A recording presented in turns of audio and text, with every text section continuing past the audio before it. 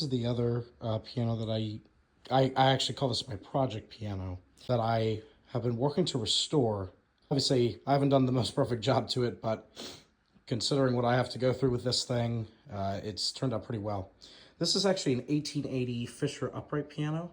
The company Fisher no longer actually exists. It was absorbed into other piano manufacturing conglomerates.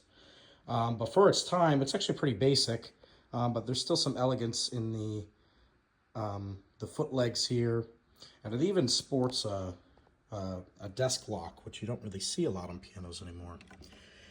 The original logo kind of got botched by me, but you can see the company was only 40 years old at the time, and this also has ivory keys, like the other Baldwin I featured before.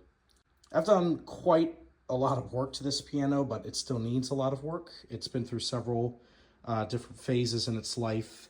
I don't have a complete history on it, but it's been in my family for several hundred years now. And basically, it was painted white atop the original finish, which you can kind of see here is a pretty dark semi-gloss red or like maroon stain. And after it was painted white, it was used as a practice piano for a relative of mine that was an opera singer.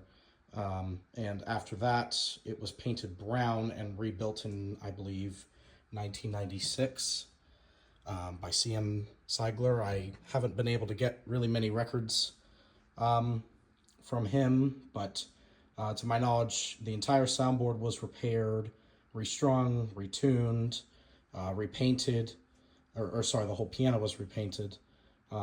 He didn't really do a good job. I would have rather had it stripped out, and obviously it's seen its wear and tear.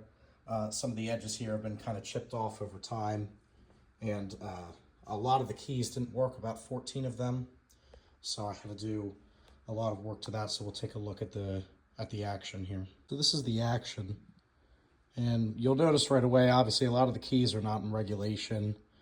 The back checks are not as well. I've had to replace some of the dampers. I've done the best I could. A lot of these parts are not really available anymore, so that's been a struggle. The typical problems I run into, the dampers will crack. The wood is so old that it gets dehydrated, and it's been exposed to the sun and various temperatures over time, and a lot of the tuning pins are also rusted. You can even see where some of them kind of have fissures or ruptures around the soundboard due to that as well. I did accidentally snap one of the strings. You can see here, that was a high B. I'm probably just going to temporarily fix that by removing it. But I do have all the keys functioning and working, so that's always a plus. I have had to replace a few bridle straps.